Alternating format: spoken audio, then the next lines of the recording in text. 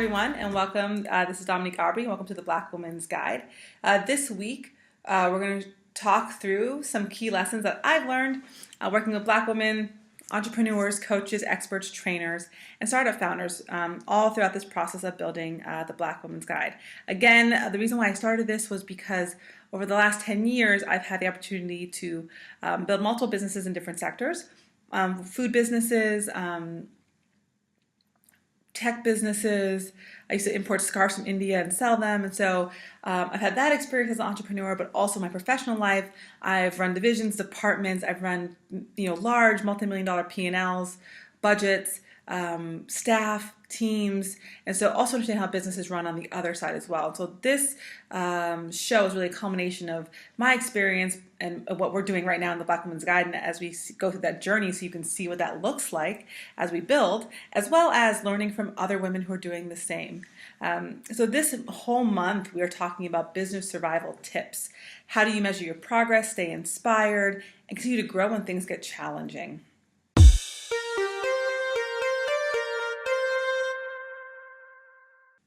So this week we are talking about inspiration.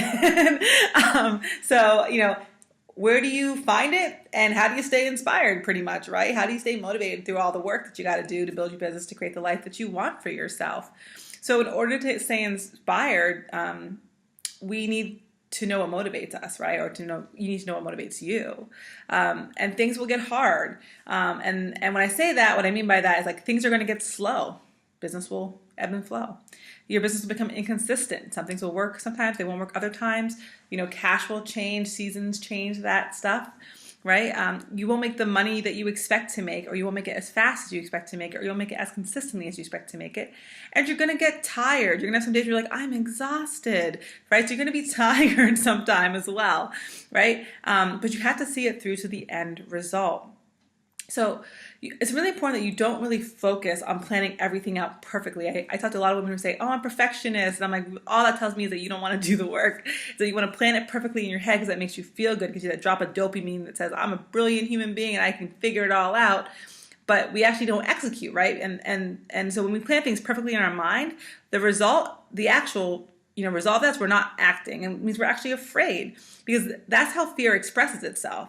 It stops us from doing things, right? It stops us dead in our tracks. So when we say we're a perfectionist or we need to plan everything out perfectly, we're really saying that we're actually really afraid to go do it because we don't know how it's actually going to go in real life, right? So we need to focus on the end result to get through that fear. And you need to kind of see as far as you can, as long as you're comfortable with that. So what I mean by that is if you can't see past 6 months, then don't try to. Some people say, well, what do you want to do in 10 years? I don't really know. So if you don't really know, okay, should you find out? Sure. But if you don't know today, don't make yourself feel all horrible because you don't know right now. What do you know? Do you know what's going to happen in the next 2 weeks? What's the next month? What can you control? Because here's the thing, people kind of misunderstand, faith in God and trust and belief is one thing, but what people really struggle with, or day to day, getting it done right now, there's just in between space, which says, the more I build my confidence in faith, so the more I feel confident that the thing I believe in the future will happen, the stronger my confidence will be, and the longer out I'll be able to plan or believe something's going to happen to be true for me. So it's really important. So if you start and you're like, I can't see past 6 months, don't. Because if you can plan to 6 months, or if you can believe to 6 months, in 6 months this is going to happen, this will be true, then go for it. Because when 6 months happens, or 7 months, or 8 months, or 4 months, or 5 months, and that thing becomes true, you're going to be like, awesome, and you're going to do it again. And all of a sudden, it's not going to be 6 months, it's going to be a year, 2 years, 5 years. And it's going to grow because your confidence and your belief in what's possible has increased. And therefore, you can see farther out into the future.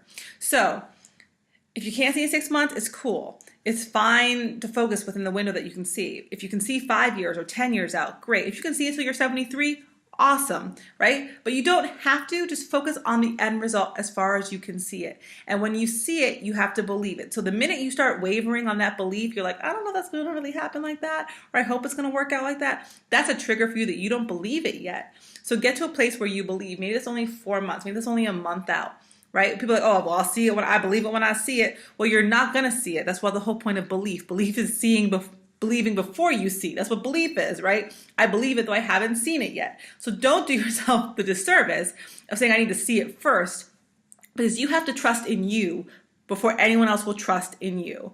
So to say that you need to believe something, you need to see it out in the world before you believe it in your mind and your heart is ridiculous. You're never going to see the thing that you're looking for unless you believe it first.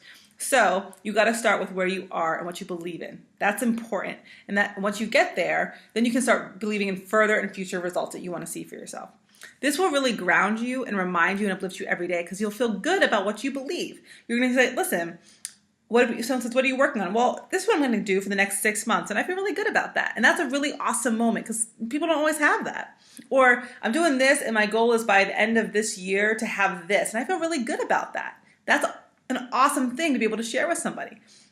So it's going to allow you to enjoy the process of focusing and following through because you're going to know what the end's going to look like, even if you don't know exactly how you're going to get there.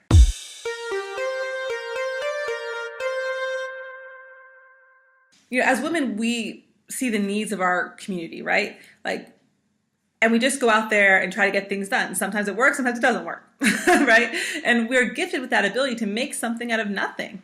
So we got to believe in that, right? So I love when inspiration for our business comes purely out of our necessity and the need to solve problems. And so many Black women I talk to, that's really the impetus and the reason why they started their business in the first place. Something happened in their life and it shook them and said, I need to do something about this. And that's an amazing, empowering reason to start a business. It's what keeps you committed and grounded in the work that you're doing and the service of others. And it's so powerful to have businesses that come from that space because you're connected and committed to it for a very, very long time.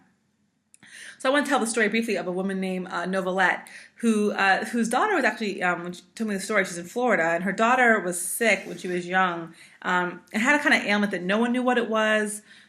Doctors, say she wasn't going to make it. She's going to have problems her whole life and just, wasn't just really sick. And she kept on having a friend of hers was telling her about this thing called Kangen water or ionic or pH water. And she was kind of like, whatever. And finally, after it got to the point where no one really had a solution for, the seizures her daughter was going through and all this stuff, she said, let me just give it a try. And it literally saved her daughter's life. Fully functional, all the issues she had are gone from drinking this Kangen ionic water. And so because of the healing properties of water, she's gone on to start selling this water all over Florida. And so this is a great example of how inspiration drives you to create solutions in the world. You see a problem, you solve it, and you're like, wow, I need to share this with everyone else in the world. And so that's just a beautiful story of something that could be tragic and heartbreaking. And she took that and turned it around and said, I'm going to do something. Not only am I going to solve this problem for me and my family, but I'm actually going to now take that solution and I'm going to make sure other families don't have to struggle the way I just struggled, right? Really powerful, powerful stuff. And so I always give her shout outs because it's amazing work that she's doing. And it's, it's hard work because she's introducing a new concept, pH water, ionic water, ionized water, Kangen water. It's not something that everyone knows. So there's a lot of work in working people to sell that as a product, as a business, but she's so deeply committed because she saw it work in her own life that's what pushes her through. And that's what we talk about, we say inspiration and looking to the end result, because she's able to get through all the nutty everyday stuff because she's able to see that it's really meaningful and important. And in the end, it's going to make a huge difference in the lives of people all around her, right?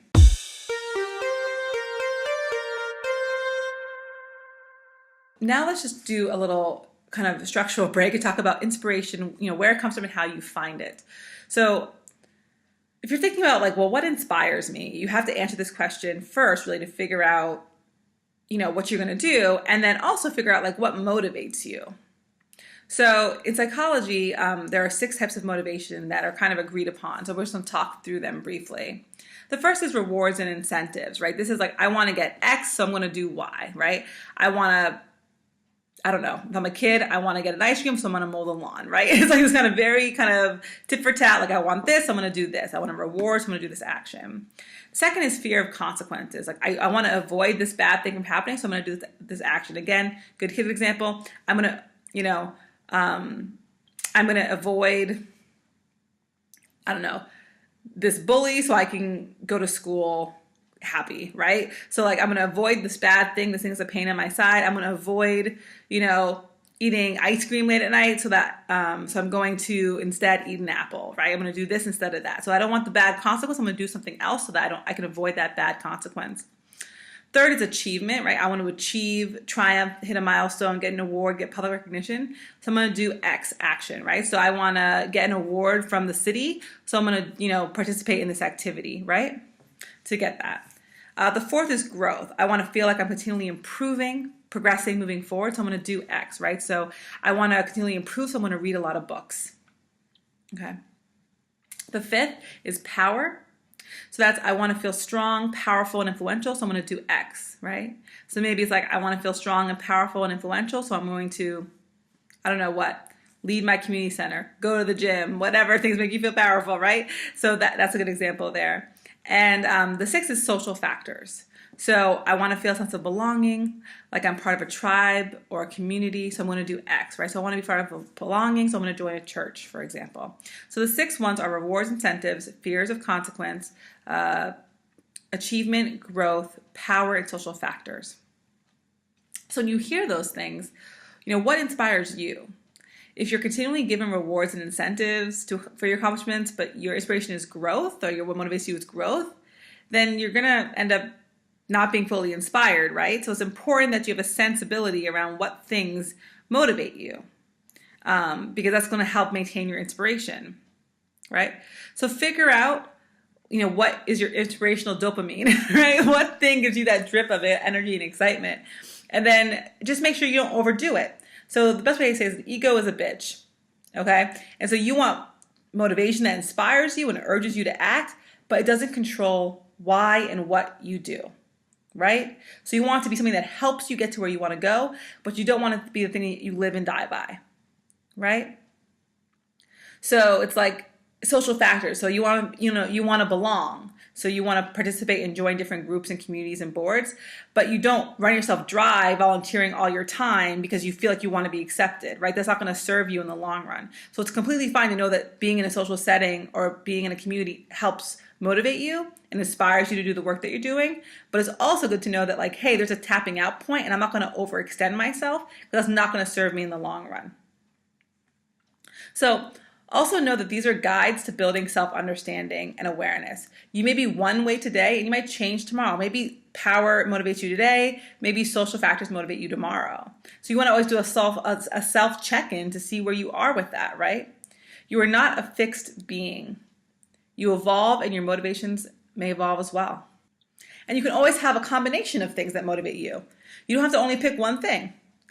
But knowing which is primary helps you understand your triggers and what things move you forward. So for right now, growth and power motivates me.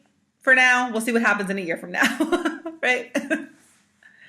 So with growth inspiration, consider creating a benchmark report and measuring some incremental progress. So for example, if you're inspired by, growing and moving forward, think about things like, can I track the traffic to my website, or can I track my social media likes, right? Those are things that allow you to see your progress, see how things are going.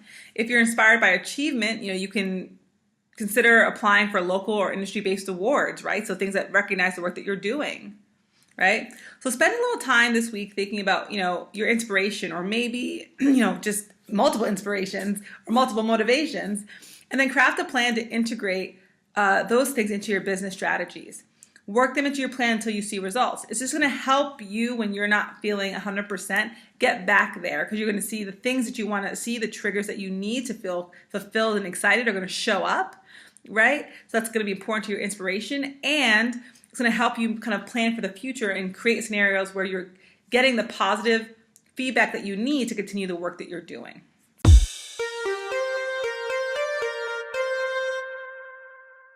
Before I answer some questions from Facebook, I want to remind you that if you have questions about your business growth or strategies, you leave them on the page with the hashtag #DearDom, and I will try my best to answer them during the show.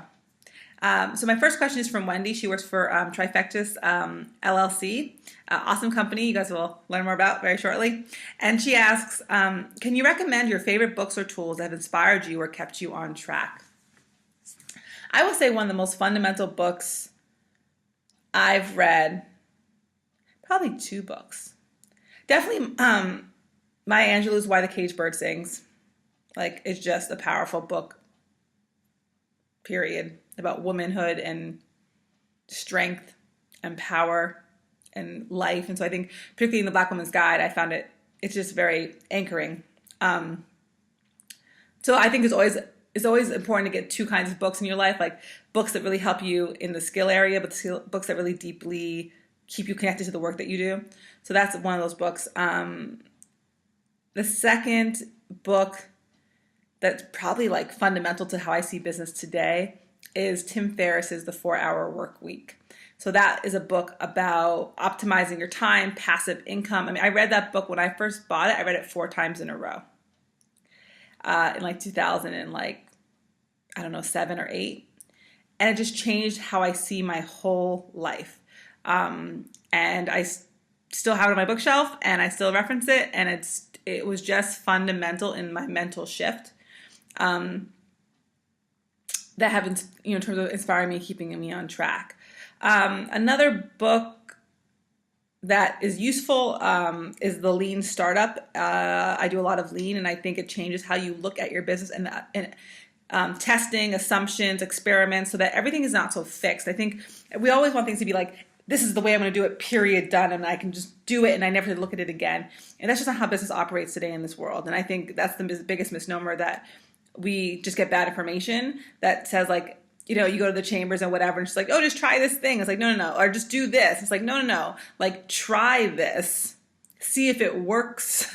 Understand what working looks like or would mean to you in your context. Like, there's so much more nuance. So The Lean Startup by Eric Ries.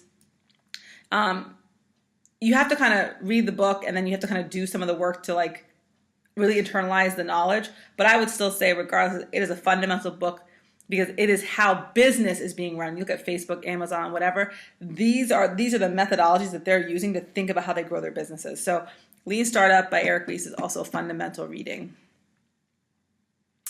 The next question is, my own family does not believe my business idea. Tell me about it. They think I should just go to work and come home forever. But I think that this business could work. How do I stay in my business when those close to me doubt my business? So you do your business for you and nobody else. You create what you want in the world for you and nobody else. At the end of the day, yes, you're creating it to serve other people. So you want to listen to your customer and your client's feedback and insight, but you're not creating your business, on behalf of your friends and family. You might be creating it for them, meaning if you build a business that's healthy, you can sustain your livelihood, help pay for their stuff as they get older, like those kinds of things. But you're not necessarily like doing it on behalf of them. They never asked you. So to look for them to approve your decision is you're looking at the wrong place for the wrong approval. You need to approve of your decision, because your family is not going to understand what you're doing. If they did, they would be doing it themselves. If they're not doing it, it's because they were told a different story about how to make it in this world. So stop looking to your friends and family to understand your business or entrepreneurial perspective. What I think is reasonable is to ask them and say, do you want to hear about what I'm doing? Do you want to see what I'm doing? I tell my parents a straight up story. It took them years. I mean, even now they're still like, well, if it's not going so well, why don't you just stop it now? I'm like, what's fascinating about that is that you've been telling me that since I was 22. 23. So imagine if I just did it then, instead of waited 10 years to really do it, because you were telling me, well, it would have worked already if you started, it would have worked already, or you're going to waste time, or there's not enough time to, and then you realize, well, 10 years have passed and you said the same exact thing. So nothing has changed in 10 years. So there was no time when I was 22 and now there's no time when I'm 30 and there's no time, right? That's not true. It's just not true. But that's what the mechanism is. So what you have to ask them is like, I'm going to do it anyway. So what finally ended up happening was when I was 27, I said, listen, I'm going to do it anyway. Well, what if you fail? What if it doesn't work out? What's the timeline? When can you expect to go back to work? I don't know. I'm going to do it anyway. And if I go back to work because I have to, I'm still going to do it anyway. And it was a pivotal moment that changed our conversation from you guys not wanting me to do it, number one, to then saying, well, I'll let you do it for a period of time before I'm going to nag you and say it's not going to work again because I'm terrified of it, right? So first it becomes, I don't want you to do it. Then it becomes, well, okay, you said you're going to try it for a year and we'll see how it goes. And because you didn't get to where you wanted to get to in a year, you failed and you need to stop, right? That's the second level. It's like the levels of rejection or like acceptance, right? Right, got past that to be like, no, I'm going to do it anyway, no matter what, if I have a job. And so when that finally happened, they realized they had to ask me different questions. And I said, I don't have to tell you anything about what I'm doing. I don't have to talk to you about what I'm doing, but I'm doing it. And when I decide to leave my job to do it full time, I'm going to do it, whether you agree with it, whether you don't. It's on you if you want to support me or not, but it doesn't change what I'm doing. And it really took 5 years for them to even ask me. I mean, even now they ask me, how's it going? Are you going to keep on doing it? Because, they're just terrified. They're just terrified. And when you have empathy for that and you understand that, you realize that they're not there. They can't support you in the way you want to be supported because they are terrified. They've been living their life in a fear state and they don't understand how you can take the risks that you're taking. So to ask them to do that is really harsh, and to be mad at them because they can't is really unfair. So you have to understand what you're asking of people. Because what you don't realize is that you're asking a ton from them to be okay with something that they're terrified of. Right? So, there's no, at the end of the day, you got to do it because it's you and it's on you. You don't have to explain to your parents why it makes sense. You don't have to explain to your siblings why it makes sense. You just have to say, here's what I'm doing from that perspective. It's not up for grabs. It's not up for conversation. Here's what I'm doing. And from that, then you answer the question of do you want to know more about it? That's it. And that's how you do that. Hope that helps for my personal story, because it is painful. It is painful when you feel like you want to do so much and no one supports you in doing so many things that you feel like. And for me, it's always sad because I feel like I wasted so much time not afraid. I was doing stuff half-assed. Starting, stopping. I wasn't really sure. I was also very urgent because of all this pressure that I was going to fail. I had to do it so fast. And because my parents didn't understand it, they were like, well, if you didn't get it in 4 months, it's dead. Right? They wanted to call it dead as soon as they possibly could. Whether it was 1 month in, a week in, 6 months in, they wanted to be like, it's dead, it's dead, it's dead, it's dead, it's not working, it's not working, it's not working the whole time. They didn't want to give it a chance to breathe. So what happened was, because I was responding to that and I wasn't able to have enough confidence, I was like up and down, because everything I would do, I'd try to be so fast about it, and of course it would fail. It wasn't until I was 27, I said, no, enough is enough. I'm going to do this. And I'm going to figure it out. It's going to be messy and junky and horrible. And I'm not asking you to say it's okay. And I'm not asking you for your opinion. I'm just doing it. If you want to know, ask me. But if all you're going to tell me is your fears, call somebody else. Write it on a piece of paper. Put it in your pocket. I'm not the one. That was the real talk. And you got to do the same thing with your family. Because you're not a child, you are an adult, and you can respect your parents all day long. And respecting does not mean that I sacrifice my life and my livelihood for you. Respect means I honor your perspective and what you're saying. But does not mean that you dictate my life. Those are different things. So, leaving a deep tip. So, thanks so much for joining us again this week for another deep dive. So we'll post the new episodes every Friday, so please come back to watch next week.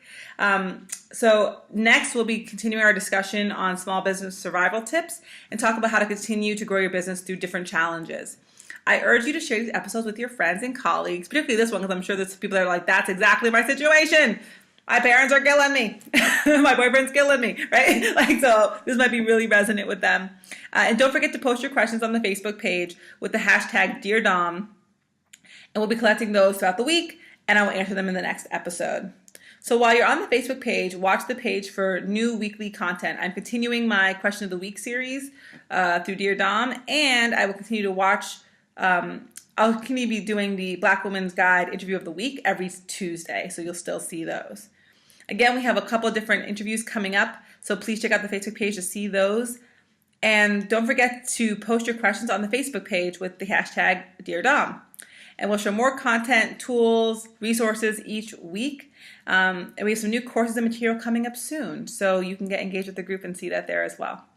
Thanks for watching the episode, and see you next week.